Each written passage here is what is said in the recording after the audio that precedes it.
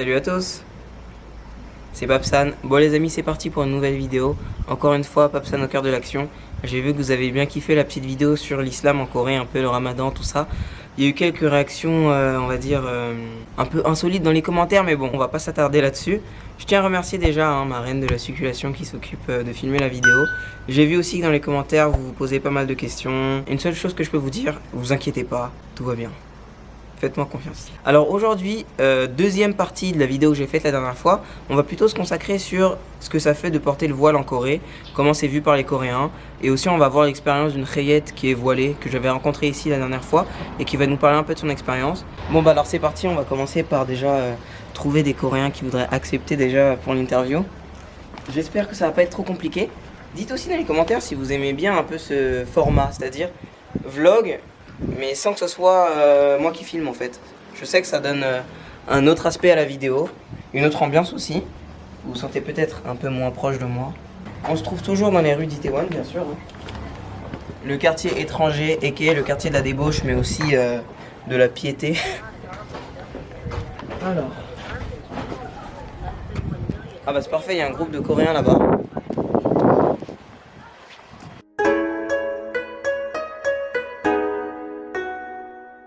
일단 뭐 더워 보이긴 하는데 일단 거기에 있는 문화이고 여기 오자마자 적응을 하기는 바로 할 수 없는 문제이기 때문에 충분히 저는 존중하는 편이긴 한데 너 어떠니? 네. 그 나라 문화기 때문에 딱히 이상하다 이런 생각은 안 드는 것 같아요. 근데 딱히 이상하다는 생각은 저도 안 들어요. 별 생각 안 들어요. 그냥 히잡 쓰시는 분이 지나가는구나라는 생각 정도? 저도 같습니다. 워낙 외국인들이 많다 보니까 뭐 그냥 그런 거 편견 뭐 이런 거 물어보실 거잖아요. 그런 건 없는 것 같아요. 처음에는 아무래도 우리나라 문화권이 아니니까 좀 낯설기도 한데, 그러니까 한편으로는 그래도 뭐 다양한 문화권이 있으니까 크게 엄청 이질감이 있진 않은 것 같아요. 저는 제가 느낄 때는.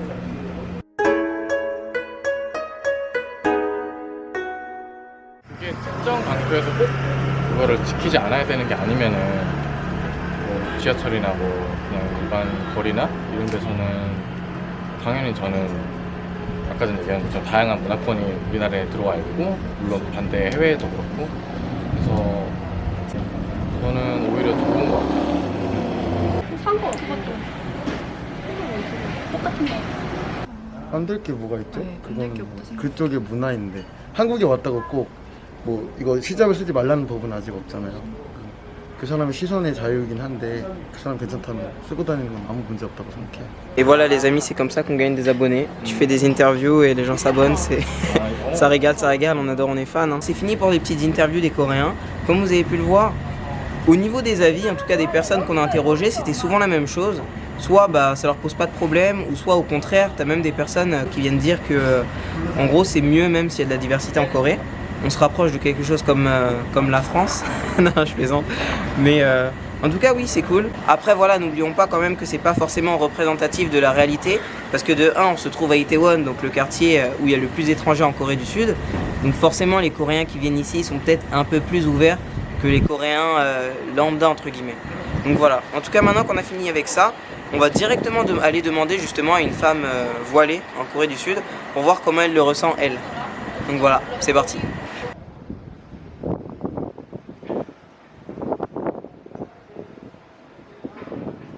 Salam alaikum, moi je suis Rukaya, enchantée. Attends, tu peux recommencer, Oui. il y avait mon ombre. Assalamu alaikum, donc moi je suis Rukaya. Je suis ravie d'être sur la chaîne de Papsan. Je viens de l'île de la Réunion, j'ai 25 ans et ça fait 8 mois que je vis en Corée. Et je suis française, donc, et je vous présente mon amie, et elle va parler en anglais. Salut, je m'appelle Irsalina Fatima. 만나서 반갑습니다. 만나서 반갑습니다. Alors, comment c'est de porter le voile en Corée du Sud? De mon expérience, pour le moment, c'est assez tranquille en fait, on va dire ça.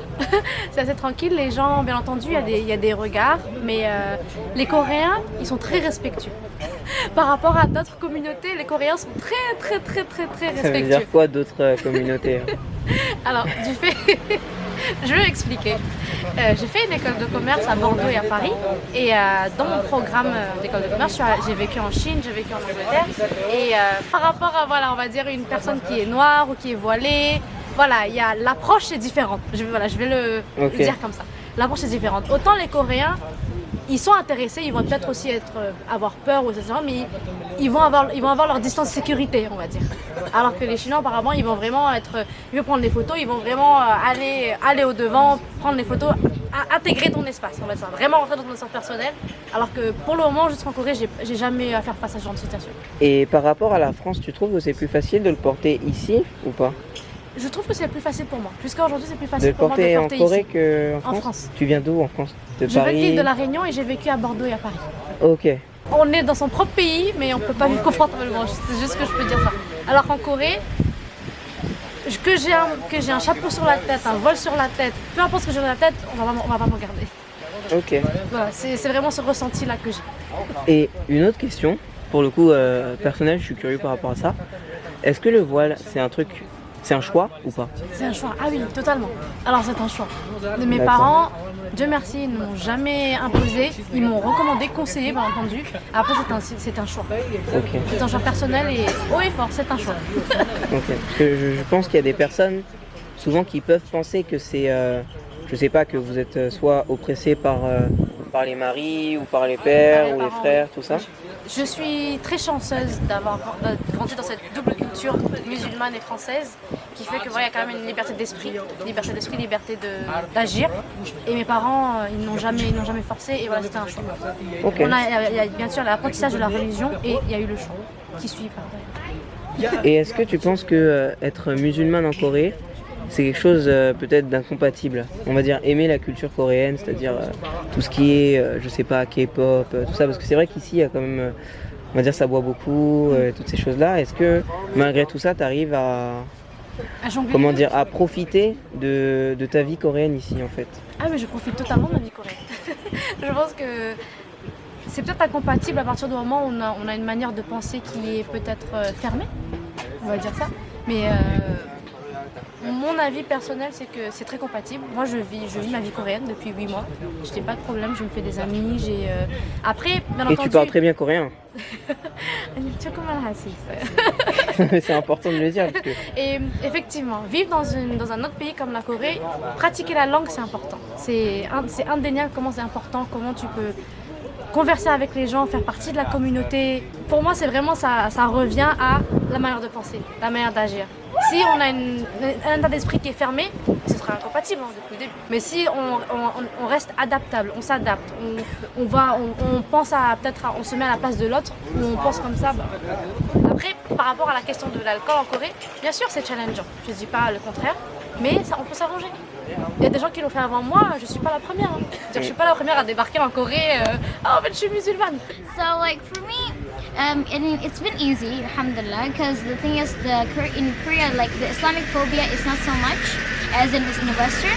So they respected you, but I feel like they just don't know about Islam, so they're curious. So every time I go on the subway, on the bus, or anywhere, they're just, especially the Jummah, the older people, they'll look at you, they'll stare at me. And at first it's a bit uneasy, but then I get used to it because they don't know about what is Islam and like why do you put on the hijab, you know, and like that. And what I always do is just I smile back at them and, you know, just like to show them that, you know, we're not like the terrorists that usually people think, you know, and we're very kind too. So every time someone like stare at me, I look at them and I like smile. Yes, and I do that. I know it's weird, but Because as you can see, we also have two different hijab styles Yes. right now. Like she's like having the Indonesian style, Yeah, alhamdulillah. and we have like I can have like the European kind of style. And do you have like a funny story you can tell us about? well, someone tried to touch my hand, but you know I let them, and you know it's fine because I don't want them to get scared. So you know, like one time it was on a subway and like someone like I sat down and she was like keep on looking at me. I mean it's weird, you know, but then I'm like, and I look at her and she's like touching it. I mean that was funny, I guess. Like no, usually my classmates they were like, "Are you bald? That's why you put on the hijab."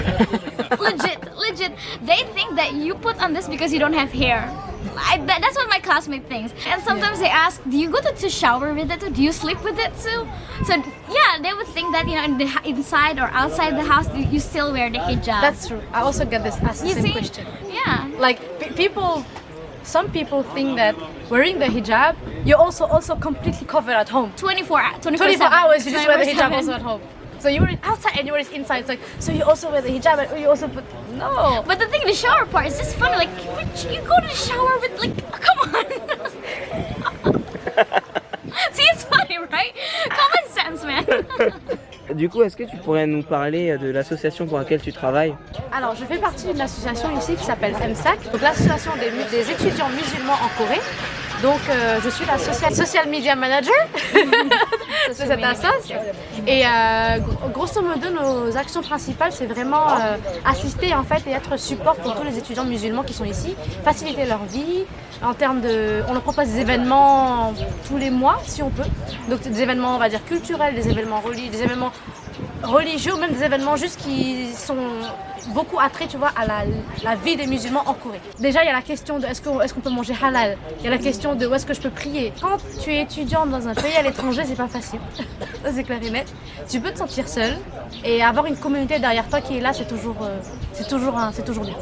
Ok, bah, je mettrai les informations dans la description. Pas de souci. Peut-être qu'ils pourront vous contacter. Bien sûr, on a un email, donc on pourra le mettre peut-être plus bas, c'est msac.central@gmail.com. Et si vous voulez nous rencontrer, nous serons présents le samedi 9 juin à la mosquée pour vous voir. Venez nous voir. Bon bah les Khaïs, voilà, vous avez eu l'avis d'une Khayette voilée et en plus de certains Coréens dans la rue.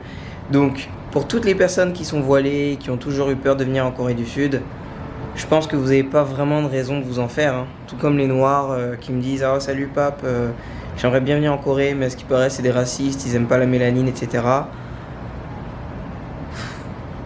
À partir du moment où vous venez en vacances, dans tous les cas, pensez pas qu'il vous arrivera des trucs de ouf. Après voilà, je vous donne mon expérience, mais j'essaye aussi de vous donner l'expérience des autres. C'est pas mal parce que du coup ça permet d'avoir un avis un peu plus global en récoltant plusieurs avis justement de plusieurs personnes. C'était du coup la partie 2 de l'arc Papsan au cœur de l'action infiltre le réseau musulman en Corée du Sud.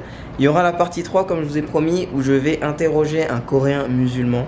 C'est un truc de malade, on s'est rencontrés déjà, on a parlé et tout, ils m'ont raconté un peu son histoire. J'ai hâte de partager ça avec vous. Du coup, n'hésitez surtout pas à poser les questions dans les commentaires, comme ça je vais pouvoir trier et lui poser les questions directement auxquelles vous êtes curieux qui répondent. Du coup, voilà. En tout cas, merci à vous. Je suis content vraiment que vous kiffiez ce genre de vidéo un peu pas très conventionnel, on va dire, parce que c'est vrai que c'est pas trop le type de vidéo qu'on trouve en général quand on tape Corée du Sud sur YouTube. Et puis également voilà, n'hésitez pas à me proposer d'autres types de vidéos comme ça qui sont pas très conventionnelles, de trucs que vous auriez envie de voir, que ça touche à la religion ou bien à différents aspects de la culture coréenne ou bien je sais pas moi, des trucs de la vie de tous les jours. N'hésitez surtout pas à me dire ça dans les commentaires parce que j'ai envie de vous faire vraiment toutes les vidéos que vous voulez, mais parfois j'ai tout simplement pas les idées en fait. Et puis je lirai vos idées, je vous répondrai et puis je les traiterai si j'estime que c'est suffisamment pertinent et réalisable. Donc voilà. En tout cas, un grand merci à vous d'avoir regardé cette vidéo. Comme d'habitude, follow à balle sur Instagram. On approche des 30K, enfin on approche, j'abuse, on est à 23 et quelques. Mais ce serait vraiment bien que vous suiviez à gogo sur Instagram, que ce soit moi ou mes petites chéries. Donc voilà, vous connaissez ce qu'il y a à faire. Like, commentez, abonnez-vous, etc. Donc merci à vous. Je vous dis à la semaine prochaine pour une nouvelle vidéo. Et puis, ciao. Ah ouais, au fait, on est chez moi. On est dans mon balcon, c'est juste qu'en fait, j'ai pas fini la vidéo hier. Donc voilà. On est dans le balcon, dans la street air. Skiliki caca, skiliki coucou. Allez, ciao.